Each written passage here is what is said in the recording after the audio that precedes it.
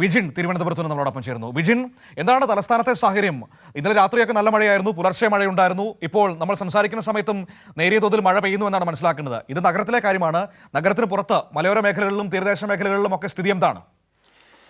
തിരുവനന്തപുരം, കൊല്ലം ജില്ലകളിൽ പ്രത്യേക അലേർട്ടുകളൊന്നും പ്രഖ്യാപിച്ചിട്ടില്ലെങ്കിലും അല്പസമയത്തിനകം വരുന്ന അലേർട്ടുകളിൽ മാറ്റമുണ്ടാകും എന്നാണ് പ്രതീക്ഷിക്കുന്നത്. അത്തരത്തിലുള്ളൊരു കാലാവസ്ഥയാണ് ഇപ്പോൾ നിലനിൽക്കുന്നത്. എന്തായാലും മഴ ചെറിയ രീതിയിൽ പെയ്തുകൊണ്ടിരിക്കുന്നുണ്ട് തിരുവനന്തപുരം നഗരത്തിൽ. നേരത്തെയൊക്കെ ശക്തമായ മഴയുണ്ടായിരുന്നു. രാവിലെയൊക്കെ ശക്തമായ മഴ തന്നെയായിരുന്നു നഗരത്തിൽ ഉണ്ടായിരുന്നത്.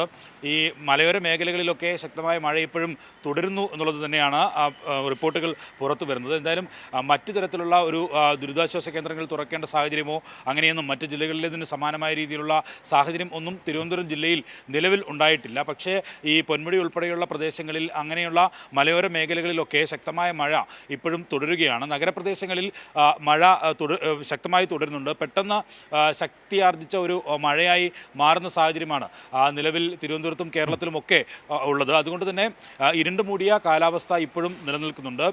സ്കൂളുകളും അതുപോലെ തന്നെ വിദ്യാഭ്യാസ സ്ഥാപനങ്ങളും ഒക്കെ അവിടത്തേക്ക് പോകാനുള്ള വിദ്യാർത്ഥികൾ ഒക്കെ റെഡിയായി തുടങ്ങുന്നതേ ഉണ്ടാവുള്ളൂ. പെട്ടെന്ന് അവധി വല്ലതും പറഞ്ഞിട്ടുണ്ടോ സ്കൂളുകൾക്ക്?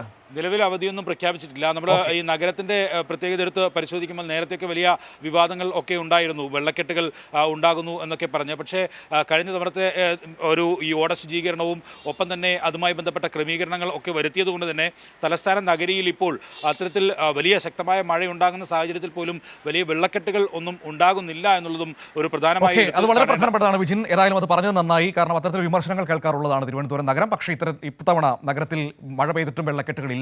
അത് ആശ്വാസം നൽകുന്ന കാര്യമാണ്.